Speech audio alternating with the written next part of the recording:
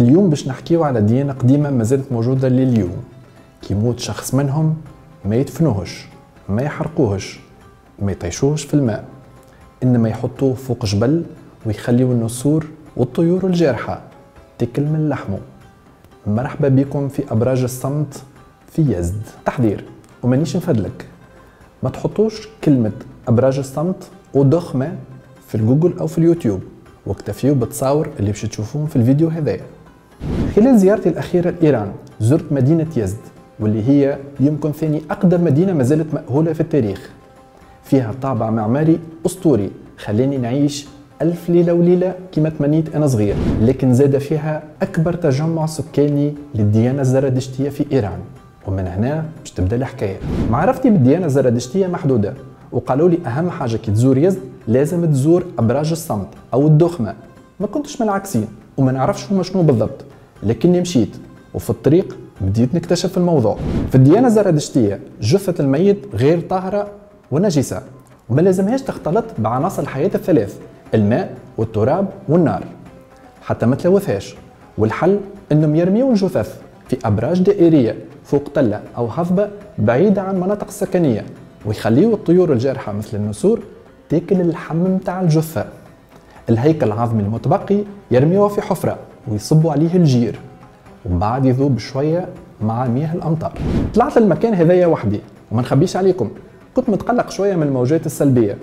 وفي الأسفل نلقى برشا بنايات، فهمت من بعد أنها تنتمي لعائلات اللي كانت تستريح فيها بعد الرحلة طويلة عن وسط البلاد، وكانت تقام فيها الطقوس الجنائزية، قراءة الترانيم والدعاء على الميت. وبجنبهم بنايات أخرين اللي هما منازل النساسالار أو الكهنة المكلفين بالعملية هذه، والمحرم عليهم الخروج من أبراج الصمت طول حياتهم، لأن الناس يعتقدوا أنهم يحملوا أمراض معدية من كثر احتكاكهم بالجثث.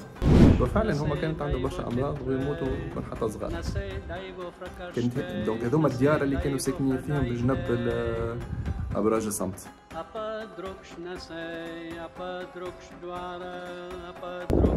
صباح الخير.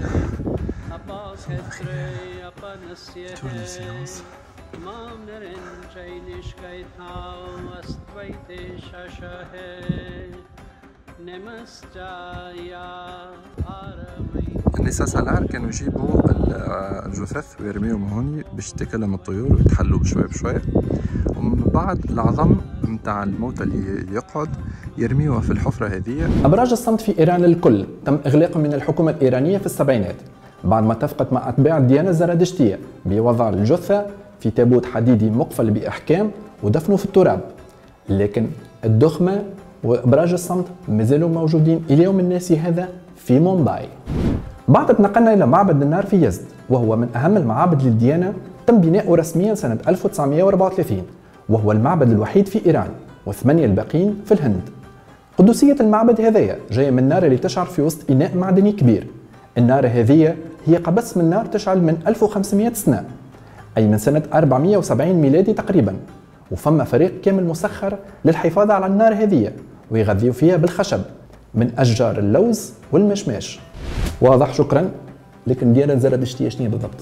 الزرادشتيه تتسمى المجوسيه في الاسلام وتذكرت في القران، وكلمه مجوس جايه من كلمه ماجيك اللي كانوا يسميوا بهم رجال الدين، وتحرفت من بعد الى المجوسيه.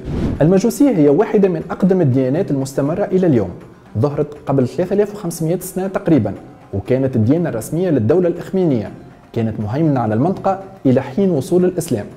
ظهرت الديانه على يد زرادشت وهو ناسك من اذربيجان، حيث اعتزل الناس وصعد إلى جبل سابلان، ثم نزل بالدعوة إلى الدين الجديد. وهو يعتقد أن العالم متكون من مبدئين متعارضين: الخير والشر، الحياة والموت، النور والظلام، الليل والنهار، وبالتالي فإنه صراع أزلي بين إله الخير أهورا مازدا وإله الشر أهرامان، وأن الخير سينتصر في النهاية وتوجد حياة بعد الموت وجنة ونار.